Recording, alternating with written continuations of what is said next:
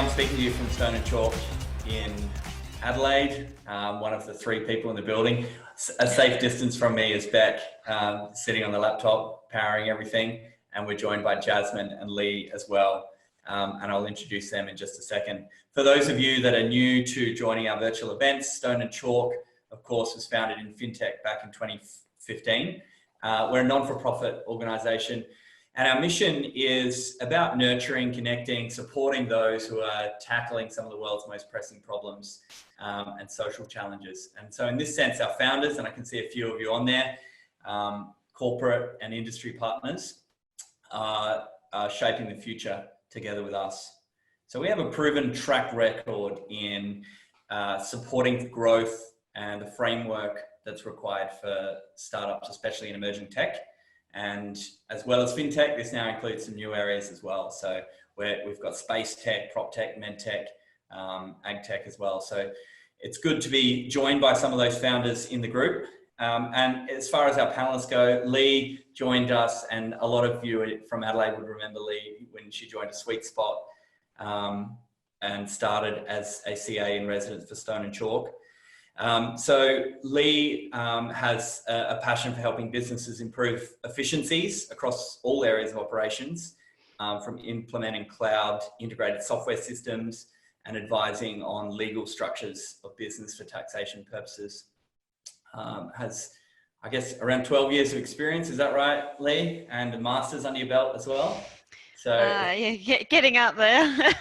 Awesome. What have you had to do with startups so far? I think you've joined us once. How have you? Yeah, we've come in a couple times, and I've met with a couple of the startups, mainly the software ones, to help them around sort of how to interact with their customers, and Yep. you know, more around if they're trying to integrate with Xero or anything accounting wise, how that can be done smoothly.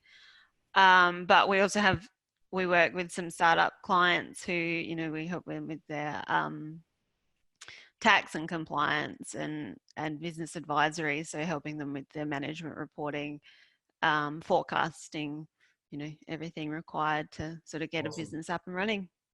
Well, it's great to have you here and to benefit from that expertise. And we're going to talk through your take on the stimulus package in just a sec. I also want to introduce Jasmine, who's there with us. Great to have you here, Jasmine. At late notice as well. We only let you know yesterday.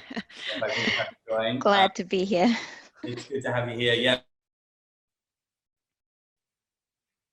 A broad range of corporate and commercial matters, including capital raises, private mergers and acquisitions, restructures, corporate governance and supply arrangements, with some specialisation in fintech and payment, including advising on the AFSL licensing and AML CTF compliance, which is great. And you also head up Frank. Do you want to tell us what Frank is and how that works? Yep, so Frank is a dedicated startup practice within the Holland Wilcox firm.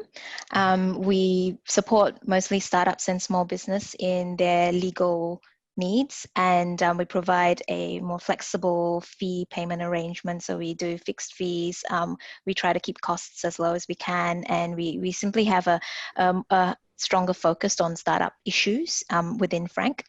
And also within Frank, we run Frank Lab, which is a legal accelerator. We managed to get approved as an ESIC accelerator last year by the ATO, which is brilliant. So it helps basically our startups that are in Frank Lab to get 50 out of the 100 points required to be an ESIC, which is good for them. Yeah. So we take in 10 every year, and it's a 6-month program. And what we do is we give them as much support as possible to make them as capital ready to raise capital, effectively clean up their cap table and make sure that they're ready for investment. Perfect. Yeah. It's great to have you, as well as being a corporate partner of Stone and Chalk. We have a lot to do with Holland Wilcox through different events. So it's great to have you on board as well. We might get started with Lee, perhaps. Do you want to just run through a brief overview of the stimulus package and what your thoughts are? Yeah, I might just share my screen.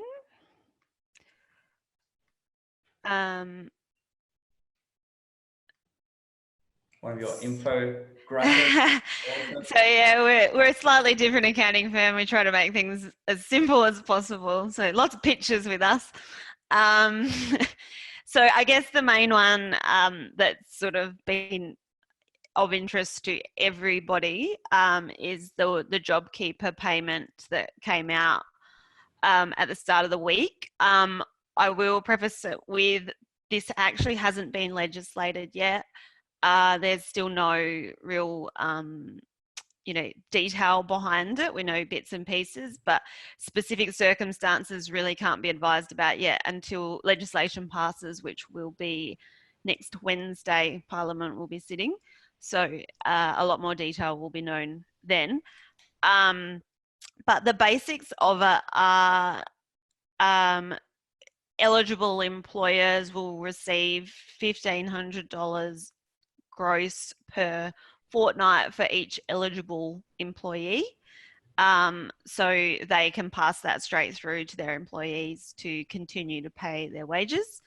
The eligibility criteria, so who's eligible, like who's an eligible employer, any business with a turnover under $1 billion, which I'm going to assume is most people.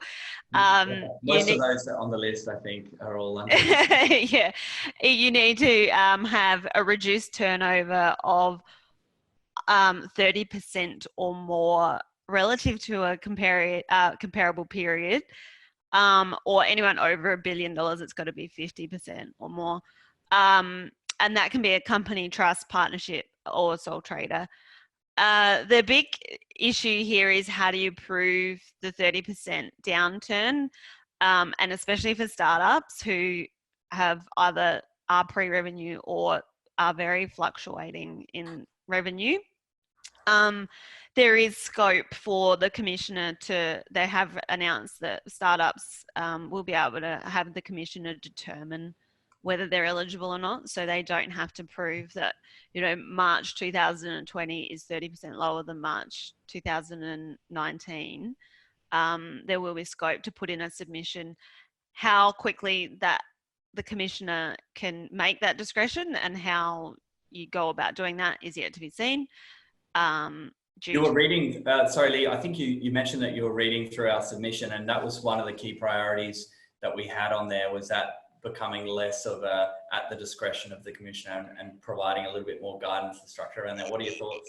Yeah, it's really hard because at the moment, businesses are trying to be really agile and move quickly and make decisions quickly. And the ATO and the government are sort of dragging their heels, and everything's, we'll let you know in a month, or we'll decide that, and it's too long. In the pretty much the opinion of all the accounting industry is it's just too long. They're taking too long to get us the details. There needs to be just firm guidance on what makes you eligible and what doesn't, because the commissioner's not going to be able to make individual assessments on every single business out there that is trying to get eligible. So again, we wait for the legislation next week to see if there's any firm guidance on it. But I'm hopeful it will be more than, we'll let you know if you write us a letter. Yeah. So yeah, it's a hard one because you're waiting, even a month now is too long for some of these. Yeah, a month in startup world is like 2 years. Yeah, a month in any business at the moment. I think everyone at the moment is starting to experience what being a startup's like. And all of a sudden, a week feels like a year.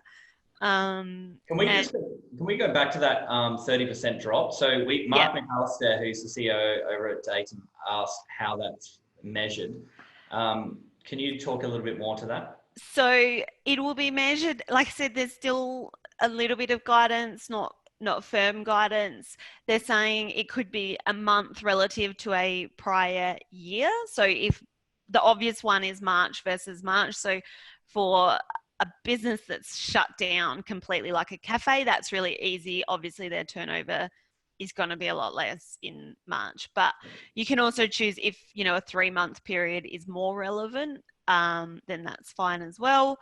And then you can, it's yet to be determined whether you can go month to month for startups or new businesses. So whether you can compare March to February 2020 or not. There is some talk that that will be allowed, but again, we wait for guidance. And Through so the we're expecting that legislation. Wednesday, you would say? Do you think that? Yeah, Parliament sits Wednesday next week. Yeah. So they'll pass that legislation then. And then we'll get the EM out of it so that everyone can trawl through it and find all Where find all the little loopholes and the fine print, basically, is what we're waiting for. And so that will also include some details on the size of the organisation. We had a question from Teresa, who's the founder and CEO of STEM Fast Track, about what size of the organisation you need to have to be eligible. And Teresa also raised what areas of focus are important for funding. Does it play a role if you're in STEM or women or innovation or those kind of categories? Would that for this particular payment? No, it really is any business that has employees or self-employed as well counts. It doesn't, the turnover threshold is more, so if you're under $1 billion, you just have to have 30% drop. If you're over $1 billion, it's 50% drop. Yeah. So size and every type of structure is included, including not-for-profit. So that it sort of is everybody. The aim of it is to allow employers to continue to employ their employees so that they don't have to go via Centrelink, because the alternative is the job seeker allowance, formerly New Start. Yeah, and we saw those horrific lines around the Centrelink going around the block. Yeah, so they've tried to push the burden back through the ATO instead of Centrelink. So I was just going to say the eligible employees are anyone that's full-time, part-time, or have been casual for longer than 12 months as at the 1st of March. Also, they had to be employed at the 1st of March, and you could have already stood them down or made them redundant. You can hire them back now to get this payment. And it also includes holders of permanent visas and visas which are the 444 category. So New Zealand citizens, I think, are included in this one, whereas they weren't before. Yeah, interesting. Is there a chance, we got a question from Robin Sands, he's the CEO of Link 4. So Robin actually has a very prestigious position of being in our top 40 favourite founders. Yeah. We only have 40 founders. But anyway, it's great to have you on here, Robin. So is it possible that they could claim the job seeker allowance as a startup and then the ATO later deems that they don't qualify? Is that a scenario that's possible for startups? My understanding is you've got to prove that you qualify before they'll pay the payment. Right. So there's not likely to be an outcome. Do you have anything to add to this, Jasmine, around whether there might be like some risks further down the track based on qualifying criteria? There hasn't been any information that's currently been released around the ability for the ATO to claw back on any of the JobKeeper payments that they could potentially provide. So obviously it's still a really fluid environment, so we don't really know for sure, but at this point there hasn't been any information on that. And I think one of the things that is worth keeping in mind as well is that in order to get the JobKeeper payment, businesses would have had to, register their BAS and sign up for things like single touch payroll with the ATO anyway, and the ATO would have already made their own assessment off the back of that. So, I think the margin for error in terms of what we can provide and what ATO can see contemporaneously is going to reduce, it's going to reduce that margin of error. So hopefully there will be very few, if any, clawbacks from the ATO. Yeah, and you will be required to lodge information monthly to continue to get the payment. So you're going to have to keep proving that you're still eligible, because it does run for 6 months. But if in 3 months your business sort of has started to recover, then you will be taken off of it if you can't prove that you're still running at 30% down on prior years. So There is a bit in there, and my understanding is also that more than likely, if the ATO does investigate you down the track, it's more than likely down a criminal offence line if you've provided information that's false or fraudulent to allow yourself to get the payment. So that's kind of more, the risk is more they won't take the money away from you. They'll actually they'll fine or, criminal offence type scenario. Yeah. Okay, that makes sense. Got a follow-up question from Robin coming through. Can we get a new moderator? Okay, well, that's not of course we put a week into that, but okay. Do you have anything else, do you think, keeping in mind that many of our startups are kind of a late stage and a scale up? I want to cross to pre-revenue soon because I know we have a few on this call that have questions about that. But firstly, do either of you have any perspectives on that late stage startup scale up in terms of what's being offered by the government, perhaps the R&D grant, Lee? Yeah, so we would, I've sort of read through, if anyone's seen it, Stone and Chalk and a few others have put a submission in to the government around some initiatives for startups. And from an accountant's perspective, the big one that really stood out to me was the R&D claim, and bringing that forward to allow the 2020 R&D claim to be claimed now based on prior year figures, and then you adjust it when you lodge your tax return later down the track. I think, to me, that's the biggest thing the government could possibly provide for startups in terms of cash flow initiatives. Whether we'll get that through quickly is another question, because they've got so much legislation they're trying to pass that who knows how long that would take. But if you can get behind it, I think there's a petition going around for it as well somewhere. So if you can get behind it and sign it, I totally would, because I think that's one of the best things you could possibly do for startups. Yeah, it's one of the things we're advocating for. What about, we had a question from Tom Clark, founder at Equity. Do you have to have submitted a BAS before March 12 to be eligible for the boosting cash flow and stimulus payment? Yeah, do you want me to move on to the boosting cash flow, or do you want to, there's a couple more points probably for the JobKeeper. Okay, let's stay on JobKeeper and then go on. Yeah, so please. Just the last sort of points for the JobKeeper, the $1,500 a fortnight, even if your staff earn less than that, you're required to pay on, you'll still get $1,500 no matter what, and that's required to be passed on through to the employee. So if they're earning less, they'll now earn $1,500 a fortnight, and that's pre-tax. You still need to withhold tax from it. The other thing is that there's some interaction there with employment law and fair work, which Jasmine probably is more over than me, but employees, if they are stood down for any reason, they still accrue leave. You still have to consult with your relevant award, and a lot of those are in the process of quickly being updated to adjust for the COVID-19 situation. So there's still employment law that you've got to sort of take care of. Superannuation still needs to be paid at the moment. You can't let that go. So yeah, that's sort of around and just quickly for those that don't have employees, if there's anyone without an employee or you're self-employed and you don't take a wage, it was announced yesterday that one partner in a partnership, one director in a company, and one beneficiary of a trust can also nominate themselves to receive the payment. Okay. Yeah. So yeah, if you're not on the payroll at the minute, but are an owner, one person can nominate for it. Yeah, that's a direct answer to George Wang's question as well.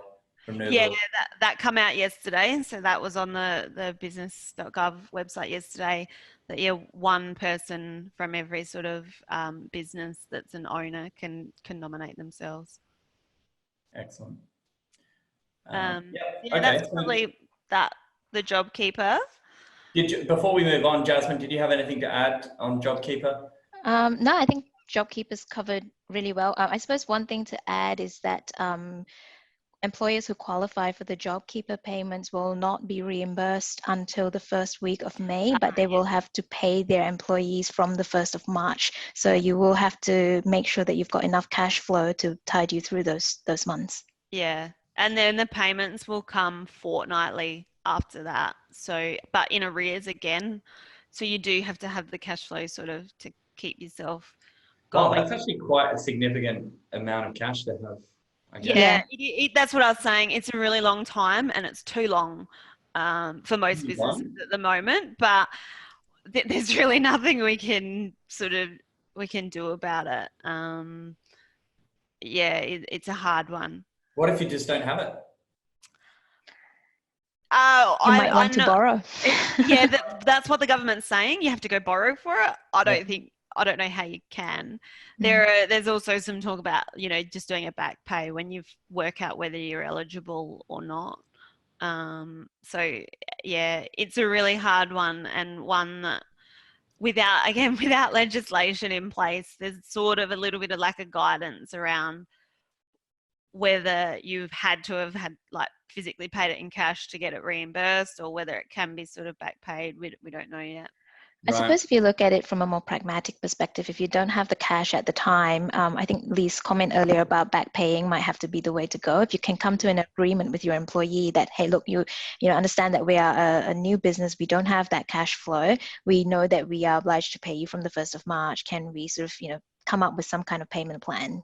Given the lack of guidance that we've seen so far, the best thing you can do is to try to come up with something that will work for both you and your employee.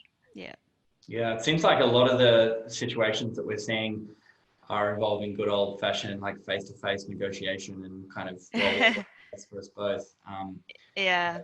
Face-to-face, virtual face-to-face, unfortunately as well, of course. Virtual face-to-face, yes. Yeah. All right, let's skip on to the next section then, Lee, and maybe take us through what your thoughts are on that. We've got another infographic. Always, if anyone wants our infographics, you can go to our Facebook page. So the boosting cash flow for employers was the other big one that was announced nearly 2 weeks ago now. Well, it was actually a couple of weeks ago, and then they updated it. So that one is where you will get for small businesses with an aggregated annual turnover under $50 million who employ workers, and that includes not-for-profits and charities, you will receive 100% of the PAYGW that you withhold from wages back up to a maximum of $50,000. And there's a minimum on that of $10,000. So even if you withhold less, you'll get $10,000 back. And there's a second tranche of that where later in the year, you'll basically get double whatever you received this time. You'll get in 4 payments over June, July, August, and September. So if you got $50,000 now, you would get $12,500 per month for June, July, August, and September. So that is worked out. If you're a monthly withholder, it's worked out by the first payment will be 300% of your March PAYG withheld, and then 100% of April, May, and June up to $50,000. And if you're a quarterly withholder, it'll be 100% of your March and 100% of your June up to $50,000. The big one that we've had around this is whether you can add yourself to the payroll after the 12th of March, and you also had to have lodged a BAS before the 12th of March. However, I think that was one of the questions, wasn't it? Did you have Tom actually asked that question. So if there is actual circumstances where you legitimately set up a business in February and haven't lodged anything yet, you can contact the ATO, and they're pretty open with working through that. You just got to prove that it was a legitimate reason. It's just there as a fallback to stop people setting up businesses now and registering a whole heap of employees and that sort of stuff. So yeah, we've had an experience where we've had a client that a registration needed to be backdated. We just rang the ATO, they were fine with it. So yeah, the rules are there, but the ATO are pretty good if it's a legitimate circumstance. Yeah. To add to that, Jasmine? Sorry. No, I think it's covered really well. No further additions.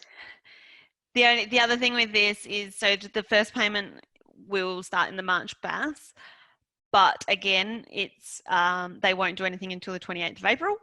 So that's the first date that anything will come about. And it's also just, if you did have a GST payable, or if you do have debt with the ATO, it offsets that. So it's not actually a cash, like you're not going to get a cash back kind of situation unless it's more than your GST, then you will. But for a lot of people, it'll just reduce the amount they've got to pay the ATO. What about for people that are still hiring? So we had a question from Ted saying, does the apprentice or trainees have to be on board now, or can they be hired later? Like how does it work around making hiring decisions now? We have actually a couple of our startups that are hiring at the moment. Yep. And so how do they manage that? For this one in particular, it's fine. If you're still hiring, you still qualify for the payment. It's no matter what wages you pay in the next sort of, for the January to June period. It doesn't matter if they're a new employee or not. You just, if it's a legitimate new employee and you're still hiring and you still need them, that's fine.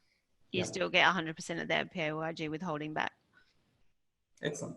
Do you have anything else that you wanted to, because I know Jasmine has some thoughts for us from a legal perspective, but do you have anything else that you wanted to cover on this, Lee? I'm not sure how. There's also the apprentice and trainee offset that was announced. That's $7,000 a quarter for 3 quarters, up to $21,000 for those with eligible apprentices and trainees on the books. And that one you can actually still take them on. You don't have to have had them on a certain date. If you hire one now, you would still qualify for that one. Excellent. Well, that's a direct answer to Ted's question. Yep. So he's saying that means if a trainee comes on board by May, that will still work as they're waiting for them to finish their degree. So in his particular situation, they're about to finish their degree, they come on board on May, that'll still work. Yeah, if you qualify like through the apprentice and trainees, you go through the appropriate training provider and all that sort of stuff. Because there's a specific section in that for people that take on trainees in this time. Yeah. And is there any other things you'd like to, before we go across to Jasmine, any other stimulus options that are available for startups, or that? Probably the only other one is, I'm not sure Jasmine's going to go through this, but the loans from the government. Okay, yeah, maybe you could speak to that. Yeah, Jasmine, you probably you know this one a bit better than me, so you might want to. Loans from the government. So yeah, I mean there is the guarantee, SME guarantee scheme. So the SME guarantee scheme provides that the government will provide a guarantee of 50% to small and medium enterprise lenders, and these will be in the form of new unsecured loans, and these loans should be used for working capital. So if you're struggling with working capital and you need some further injection, you want to take out a loan, you can approach your bank and request for the coronavirus SME guarantee scheme. It's pretty generous. You can get a maximum total size of up to $250,000 per borrower. And from what I've seen, all the individual banks have put up differing policies. They're largely, the requirements are largely consistent in terms of, the government will provide a guarantee of 50%, but there are several kind of differences between each bank. So if you're looking to shop around for a loan, then look at all the different policies. Combanks and ANZs, they're all different. You get like a 3-year loan with an initial 6-month repayment holiday. So for startups that are looking to get to obtain a loan, there is that help as well. that's been put forward. Actually, I wouldn't mind hearing from those who are on the panel, if anyone has done some shopping around and has any thoughts on where they think the best deal is. You were saying before, Lee, that you've heard a few rumours about which ones are good and bad.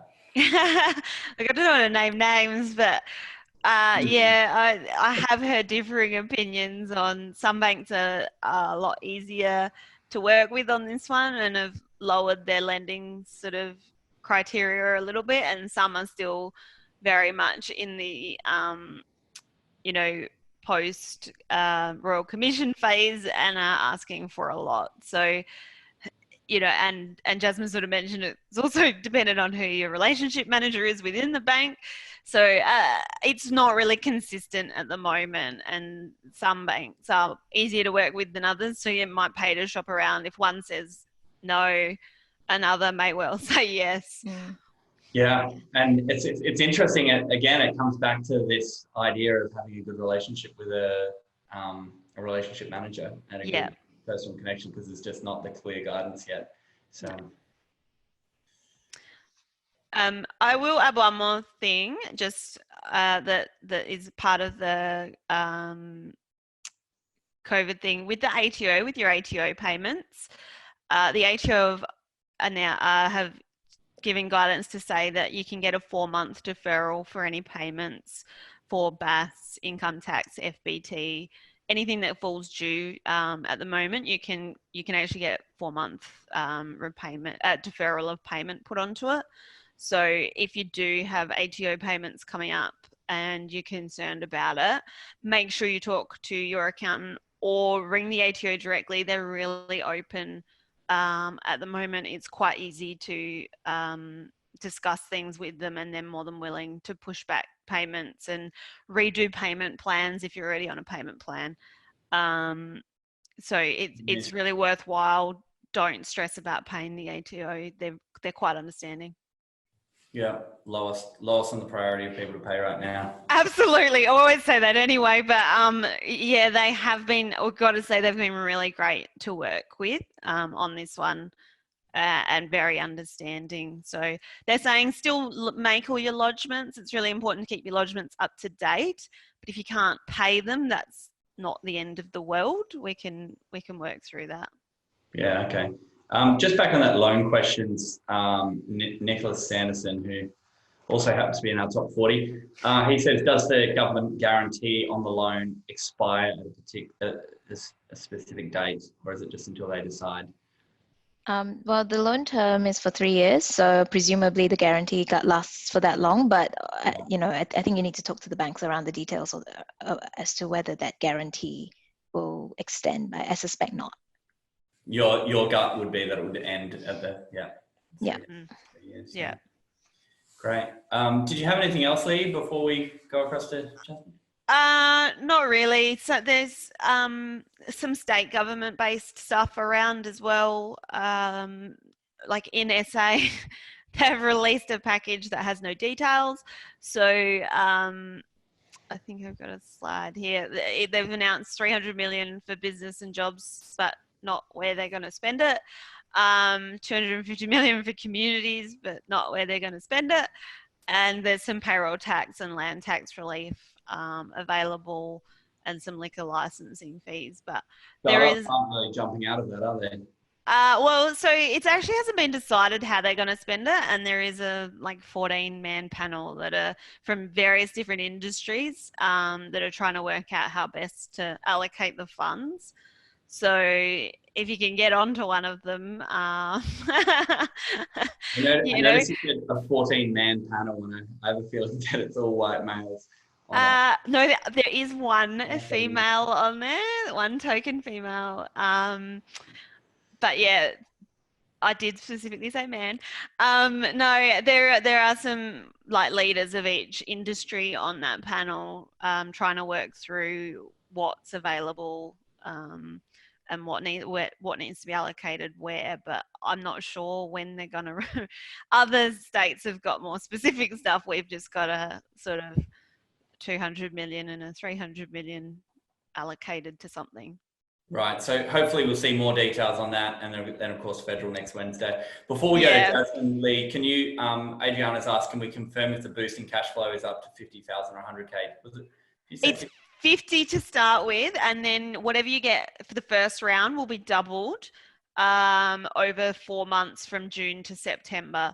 So if you receive 50, you'll get another 50 in 4 payments over 4 months. If you receive 30, you'll get another 30. Okay, excellent. Thanks, Lee. Remember that you can keep those questions coming, and it's great to see so many coming through the question and answer panel. A little bit off to the side of like the stimulus package, but I guess some of the legal considerations that should be top of mind for startups now. Jasmine, did you want to speak to those for us? Yeah, for sure. Most startups and many small to medium enterprises at the moment are concerned around existing contracts and what does that mean? You know, for example, if you've got a supply contract, you can't fulfill it. What does that mean?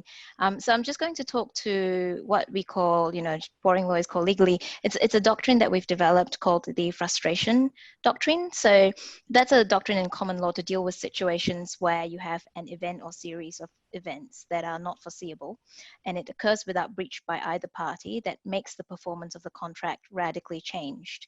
So if you find yourself in a position where you're like, is my contract frustrated? Ask yourself, does the event that your business is facing satisfy each of the criteria that I mentioned before in context of your particular contract? So do the terms of the contract mean that the parties have allocated risk? Now, it's really important to remember that the doctrine of frustration will not operate to undo any contractual allocation of risk. So if in your contract you have already previously allocated risk, the doctrine of frustration is not going to undo that. So if a contract is frustrated, what then happens? Well, the contract typically is discharged. That is, it comes to an end. So the loss generally lies where it falls. However, if there is a complete failure of consideration, then you could potentially consider that part or prepayments may be recoverable. The position is also altered by local legislation. So for example, in South Australia, legislation provides for money to be paid or recovered reflective of contribution if a contract is frustrated. So that's a good position for South Australia and contracts that are going to be governed by the legislation of South Australia to be in, because you do want to be able to recover if you've actually contributed to the contract. So I think that's really important to bear in mind. Many of you will be familiar with the term force majeure. So force majeure is contract's answer to what we call the imperfect doctrine of frustration. It's really important for you to check your contract carefully and ask yourself, does it identify the specific events that excuse a party from performance and what rights occurrence of that event gives rise to? What's important when determining whether a force majeure applies is there must be a causal link between the event and the obligation from which you're seeking to be excused. So you need to be really careful not to break that causal chain with your business choices. For example, if you have limited supply and you choose to supply a favored customer over another customer, it may be your business choice and not the coronavirus. That means you fail to supply another customer. Now, in that circumstance, force majeure doesn't apply. So you need to be really careful when seeking to rely on a force majeure clause not to break that chain of causation. So if an event of force majeure occurs, contracts will generally provide for what happens, such as, typically what we see are extensions of time for performance, suspension of obligations, or, some contracts will allow you to discharge the contract entirely. So under these really difficult circumstances, let's say the top tips that I've got for, businesses where you've got key supply contracts: read your contract carefully and don't assume what it means. Understand how government directions could affect the performance of your contract. Make every effort to perform. So look at alternative supplies, make sure that you do everything within your power to perform the contract if you can. And if you're in the supply business, if you have limited supply, be careful how you allocate resources so as not to break the chain of causation that I mentioned before. If you want to rely on frustration or force majeure, you will have to prove it. So you will have to gather all contemporaneous evidence of the event. You also need to be able to prove the effect on performance and what efforts you have made to perform.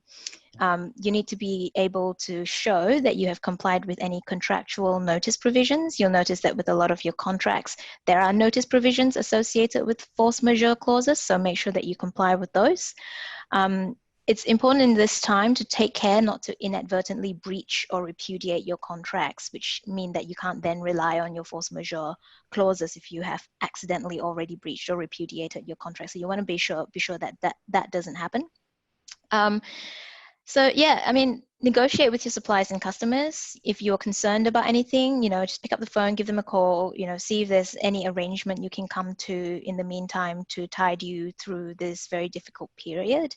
And, if you've come to any negotiated arrangements, your lawyers will always tell you document. Make sure everything is in writing, and make sure that that the processes are set in place for what comes after the virus passes. So that's sort of the top tips I've got in terms of the legal perspective and the contractual sort of arrangements that businesses need to consider during this time. We've got lots of clients that have come to us to review lots of their existing contracts to make sure that either they can rely on force majeure provisions. Prior to this, no one even knew how to spell force majeure, but now everybody's How do you about force spell it? majeure. I'm trying to tell your pronunciation. Oh, really? It's FORCE, and then majeure is MAJEURE. Oh, right. Is this and this is where acts of God come into play? Yes, we can talk about acts of God. Acts of God is another concept. It relates to force majeure as well. Sometimes it's also called acts and an act of God. So usually what happens with an act of God, the courts look at three things when they're looking at acts of gods. So first, acts of God. Yeah, like like gods plural, gods singular, not an atheist. But yeah, so the first thing is, did the event arise as a result of natural causes and without human intervention? Second thing is it possible to reasonably foresee the occurrence of the event? And thirdly, if it could have been foreseen, was prevention through the application of reasonable skill and precautions impossible?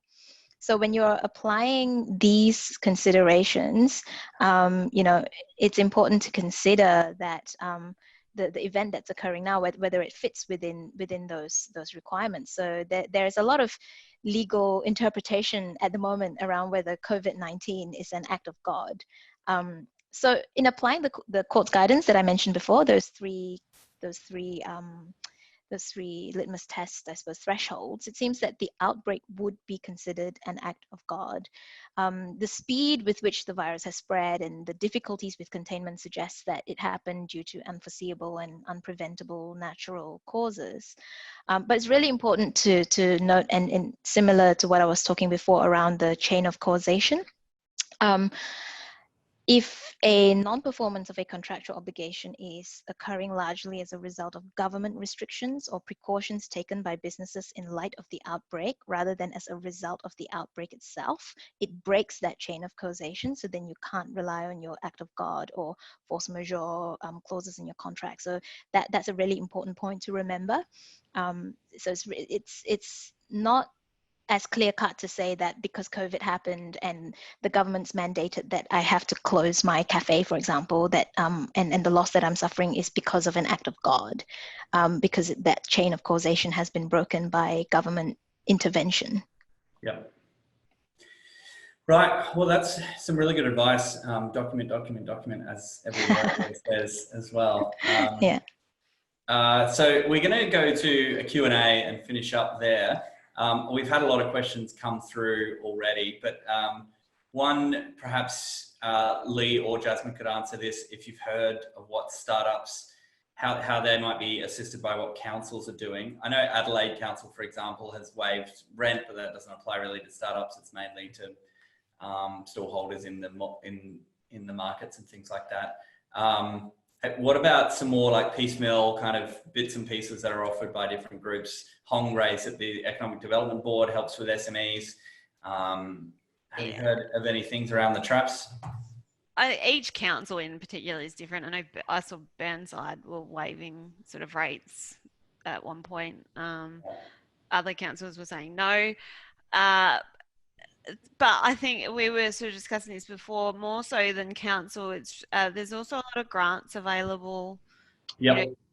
that are worth looking into. Like in Victoria, the City of Melbourne are doing some business grants where you can get $5,000 for investing in online and e-commerce activities, or so it's worthwhile having a look out for those. I know at the moment there's grants up to $50,000 available for boosting female founders. So if you've got female-led businesses, they can get up to $50,000 funding for different projects.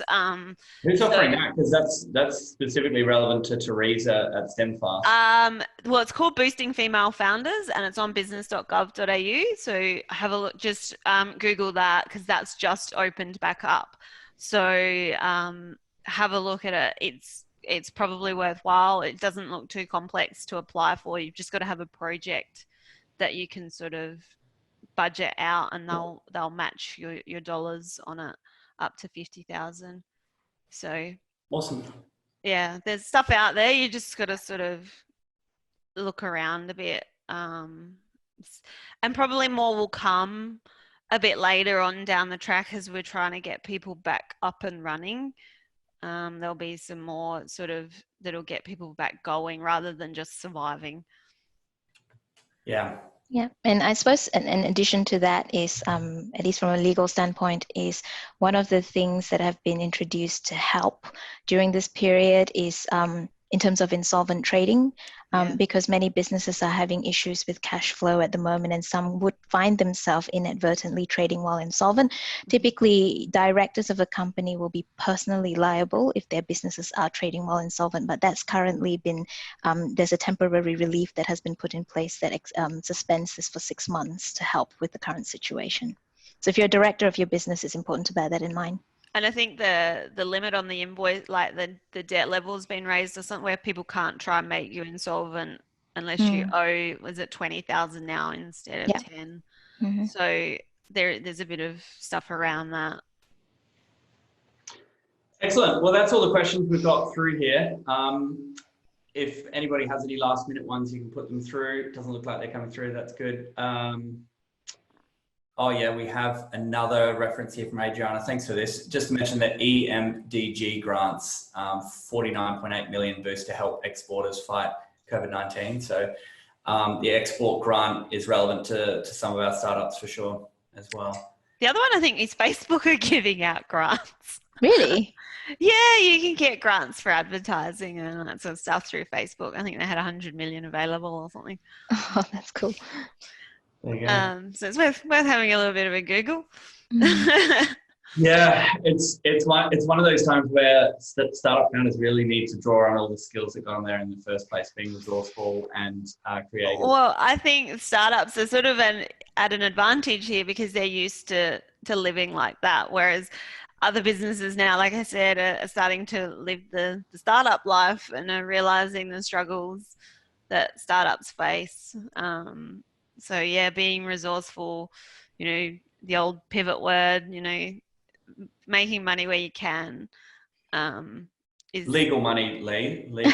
Yeah, legal money, of course. I don't know. Should I be like turning legal down money that you definitely report to the tax office. I'm not suggesting anything else. Okay. But I just think startups at this stage could be like their attitude and their knowledge is sort of giving them an advantage because they understand this and they've lived it. Yeah, so that's definitely a good note to finish on, and would welcome any questions that come through after this. There's a survey that's going to go out to each of you and would ask you to fill that out. We love your feedback. We're early days when it comes to virtual events at Stone and Chalk, but we're about to be launching them kind of thick and fast. Next Tuesday, we launch our virtual program, and the subjects and the topics that we're covering are all in response to our founders, and we're here to support you guys, get commercial outcomes, which is right at the core of what we're all about. A big thank you to Jasmine for coming at such late notice, and to Lee, as always. Really great to have you both here. Lee is available on our Slack channel for all of our residents and available to book for office hours, as is Ben and Adam as well. So there's no shortage of good qualified support from CAs for our startup community here in Adelaide, and we're really grateful for that. Thank you both for joining, Jasmine and Lee.